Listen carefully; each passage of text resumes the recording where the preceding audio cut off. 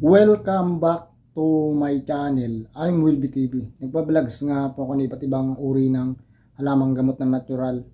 Nagtuturo din po ako ng tips tutorial tungkol sa iba't ibang uri ng natural na halamang gamot. Kung bago lang po kayo dito sa channel ko, huwag niyong kalimutan mag-subscribe, mag-like, may simbolo pong ganyan.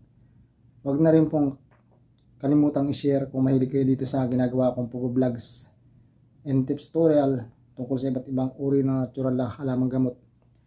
Bago ko po umpisahan ang pag-tips tutorial ko sa araw na to, pinasalamatan ko po yung mga old subscriber, old viewer, new subscriber, new viewer.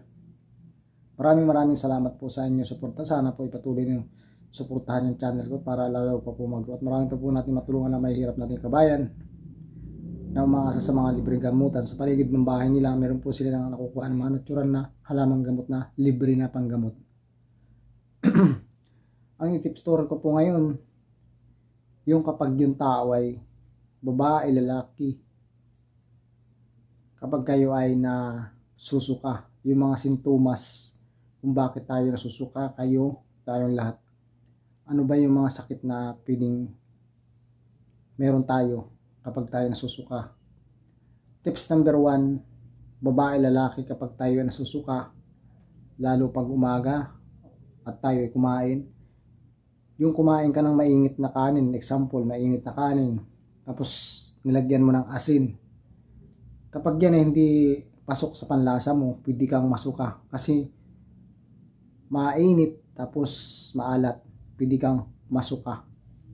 Tips number 2, kaya ikaw ay nasusuka, yung may sakit na bulati, kasama na dito yung bata, matanda. Kapag may sakit ka na bulati, wala kang ganang kumain, tapos parang feeling mo palagi kang nasusuka, ramdam mo. Yan, ang ibig sabihin yan, may bulati ka, lalo kung may kumakati sa puwet mo, tapos wala kang ganang kumain. Minsan, lakas mong kumain pero hindi ka nataba. Ang ibig sabihin yan, may bulate ka. Yan po yung tips number 2. Tips number 3, kaya nasusuka tayo, yung paggising natin sa umaga, di ba? Merong mga tao paggising sa umaga, unang gising pa lang masakit na ang tiyan. Alam niyo bakit? Yung kasing paa natin, diyan nagmumula yung lamig. Kapag nagmula yung lamig sa paa natin, didiretso yan sa buong katawan natin, pataas yan. Yung paa natin, butas yan pataas. Kaya, sumasakit yung tiyan natin, o tayo ay nasusuka, sumasakit yung tiyan natin yan. Ang gamot dyan, uminom kayo ng malinggam-gam na tubig. Kung nagkakape kayo, isa pa rin yung gamot.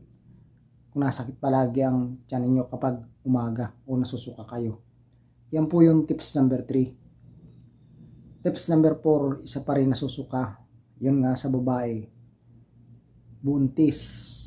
Kung ikaw ay ginagamit ka ng mister mo or may partner ka o nag-sex kayo, pwede kang mabuntis o bumilang ka ng ilang months. Halimbawa, ginamit ka ng mister mo, pwede kang buntis kung nasusuka ka. Pero kung hindi ka naman buntis, walang gumagamit sa'yo, pwede nga yung sinabi ko sa'yo, mahina ka sa sakit ng tiyan or gumising ka sa umaga na yung lamig pumunta sa buong katawan mo kaya sumakit yung tiyan mo, nasusuka ka. Pwede yan, nakakain ka ng may asin tapos mainit, pwede kang masuka. Yan po yung tips number 4. Tips number 5, pwede kang masuka yung kapag meron ka na sakit na vertigo.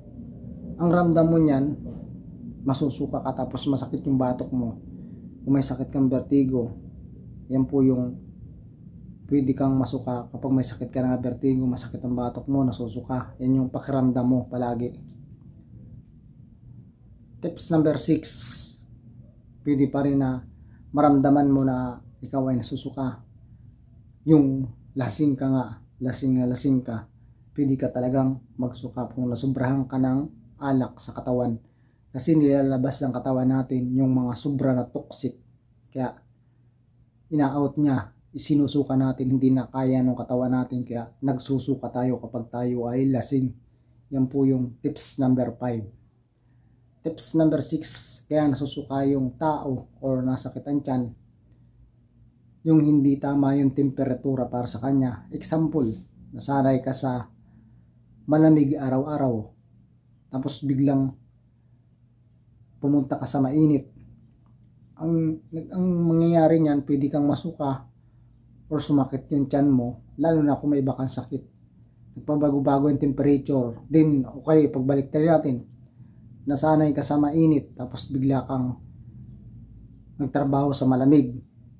Yun, pwede ka rin sumakit ang tiyan, masuka. Kasi naninibago yung katawan mo nga. Kaya, nag-change din yung pakiramdam mo. Kaya may naramdaman ka ng pagsusuka or pananakit ng tiyan, lalo kung nasa lamig ka, hindi ka sanay sa lamig na trabaho. Yan. Yan po yung tips number 6. Tips number 7, pwede ka pa rin masuka yung sa mga amoy. Yung amoy, marami sa atin yan yung allergy. Kung an example, sa bahay ninyo, meron tumahay na may alaga kang hayop, pusa, aso, na amoy mo baho, pwede kang masuka o sumakit yung tiyan mo sa amoy pa lang. Ang ibig sabihin yung allergy ka doon sa mga ganun. Or meron kang kasakay na sa train or sa jeep, kung saan pa man, hindi naligo, amoy putok. Pag naamoy mo, pwede kang masuka, sumakit yung tiyan mo. Yan. Yan yung tips number 6. Nagbabago-bago. Pwede sa pang-amoy, sa pagkain. Pwede sumakit yung tiyan mo kung masuka ka. Okay? Yan po yung tips number 6 tungkol sa pagsusuka o pananakit ng tiyan. Sa nakarelate po ng tips tutorial ko, paki-share na lang kung hindi pa kaya ka-share. Paki-subscribe na lang po kung bago lang kayo dito sa channel ko. And likes. Thank you for watching. I'm Will TV. Maraming salamat po sa inyong panonood.